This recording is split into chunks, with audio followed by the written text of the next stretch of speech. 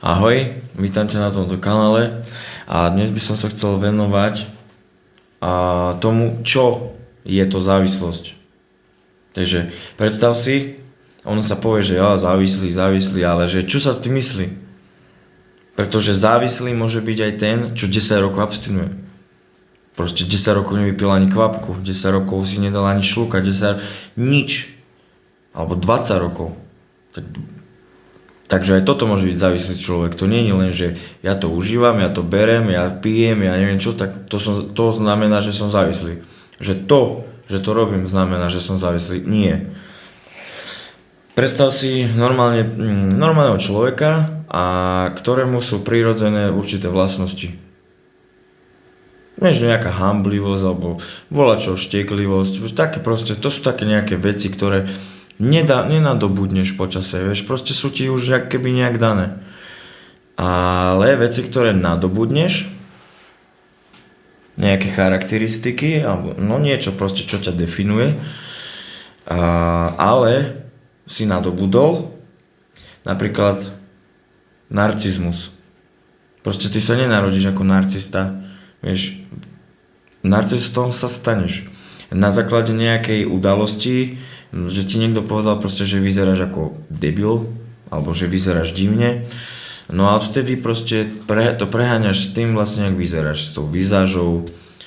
A bereš si osobne proste nejaké, keď aj niekto len podotkne proste volačo na to, jak vyzeráš, alebo na to, ako sa správaš možno, tak všetko vlastne, čo sa týka tvojej osoby, si bereš hneď osobne a možno aj ako útok. To je jedna napríklad taká nadobudnutá vlastnosť a potom môže byť žiarlivosť proste. Žiarlivosť, ty sa nenarodíš žiarlivý.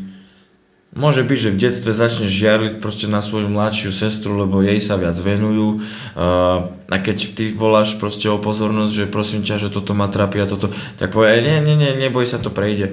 Že tak začneš mať pocit, alebo uveríš tomu pocitu, lebo sa to stane 10 krát, 15 krát, 20 krát, tak ty vlastne tomu uveríš, že si nepodstatný, že si nedôležitý a že na tom, čo si myslíš a na tom, čo cítiš, vôbec nezáleží.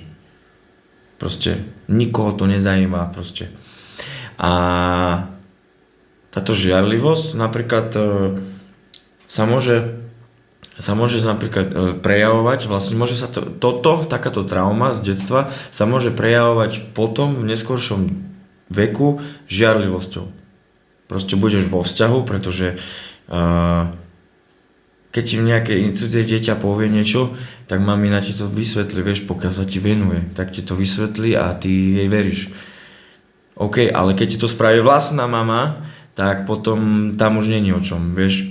No a vlastne ty si s ňou vo vzťahu a potom, keď si vo vzťahu s inou ženou, tak napríklad keď sa potom rozpráva s niekým, tak ty začneš mať podozrenie, že nie si dosť. Pretože to, že nie si dosť, bol ten najzákladnejší, ten najhorší pocit, čo si vtedy prežíval ako dieťa. A vo vzťahu sa ti to napríklad začne ozývať. Vychádza to na povrch proste. To, že nie si dosť.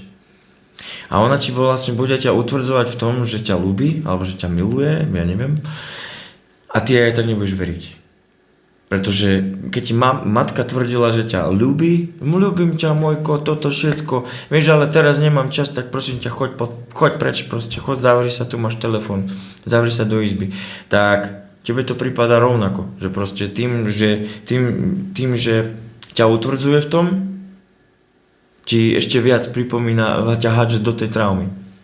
No a takisto, vlastne, ty keď užiješ drogu, tak tá droga, samotná droga ťa dokáže traumatizovať. Proste ty zažiješ napríklad taký pocit, takú výšku, takú výšinu, že mozog si to nedokáže vysvetliť. Napríklad eufórie, nejaké extázy, alebo čo, proste zhulené stavy, proste nejaké úplne kokos. Alebo alkoholik, proste, že fakt bolo včera dobre, wow, koľko zabavili sme sa. A popri tom ste boli úplne na kašu. Proste úplne mimo zmysly. A ty to nazveš, že wow, kuku, zabavili sme sa. Takže ja si myslím, akože áno, je to môj osobný pohľad proste, že samotné užitie drogy ťa traumatizuje a napríklad keď je to tvrdá droga, že fakt tvrdá droga, že heroín alebo pervitin, tak oni spravia vlastne toto je taký normálny život. A keď sa ti narodí, že napríklad od 1 do 10, tak predstav si, že normálne jednotka, že wow, zvýšili mi plat, alebo čo, narodila sa mi dcera, hop, 4, proste takéto nejaké udalosti, svadba, 5, toto. Ale ty keď si dáš pervitin, alebo heroin, alebo volačo, tak ono ťa to vystrelí z tej nuly hneď na 20, alebo na 10. Na 10, a proste ty takto, sa ti to ľúbi, vieš, ty vlastne vystrelí ťa to na 10 a potom ťa to vráti zase na nulu. Normálne bežné fungovanie. A keď sa ti narodí dieťa, tak ty to proste, teba to až tak netrápi. Lebo tá droga spôsobila v podstate traumu a mozog je vlastne ako keby na pozadí, medzi tým, jak ty žiješ svoj život, tak mozog na pozadí rieši proste to, čo sa stalo. To, čo prežil, to čo bolo. Ty o tom nevieš, ale on to rieši a to je trauma. A vlastne vždy, keď sa v bežnom živote začnú nejaké situácie podobať tej traume, podobať tie situácie tomu, tak vlastne začne to v tebe spúšťať tú náklonnosť voči tomu. Tak vlastne začneš sa o to zaujímať viac, že čo to bolo, vlastne dal si pervitin, wow, koľko zažil si 10 a normálne bežné 1, 2, 3, 4, 5 proste pre teba nič neznamená. A ja si myslím, že to je spôsobené fakt, že touto traumatizáciou a mozog sa vráti vlastne k tej droge, že vlastne zase zažije tú 10 a on vlastne začíva zase 10 a on vlastne ten mozog ako keby podľa mňa skúma, čo to je za stav, proste, že skúma samého seba, normálne, vieš, že a vlastne začne to skúmať proste. On musí byť v tom stave, ten mozog, aby to skúmal a chápal a prežíval, že aha, že toto je ten stav, že toto. No, a vlastne tá závislosť, jak ten narcizmus, alebo tá žiarlivosť, tak tá závislosť sa ti proste nejakým spôsobom vytvorí. Sa ti vytvorí tá závislosť tým, že to robí stále. Takisto ju nadobudneš, jak aj iné veci. Takže toto je závislosť. To není, že ja som závislý na alkohole. Nie. Alebo že ja som závislý na pervitine. Nie. Proste to tak není.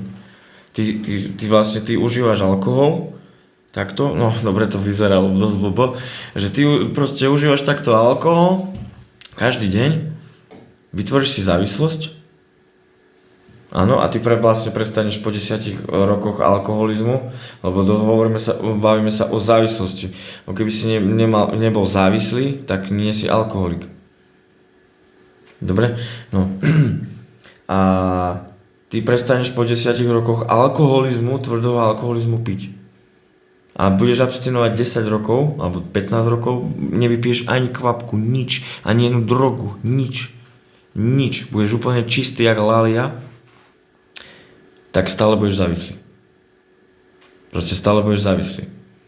To je jak aj, keď je niekto žiarlivý, ale není vo vzťahu, tak proste nežiarli. Neprejavuje sa tá žiarlivosť, tak. Rozumieme sa.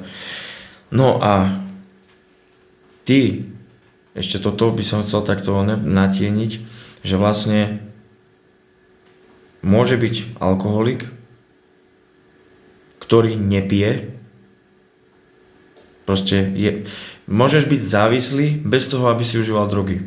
Áno. A môžu byť feťaci a alkoholici, ktorí pijú a fetujú každý deň a nemajú závislosť. Áno, môže byť. A je to presne preto, že nemá závislosť vytvorenú. Ešte nemá vytvorenú závislosť. A preto pije každý deň, preto pije, fetuje alebo čo. Lebo nemá ešte tú závislosť vytvorenú. Preto nie je závislý. Ale robí to. A nie je závislý. A človek, ktorý si už vytvorí tú závislosť, tak ten už to ani nemusí robiť, lebo ten už je závislý. A dôležité je, fakt, že dôležitá otázka je, že nie, že na čom si závislý, ale prečo. Dobre? Takže vidíme sa v ďalšom videu a daj like samozrejme a odber. Čaute.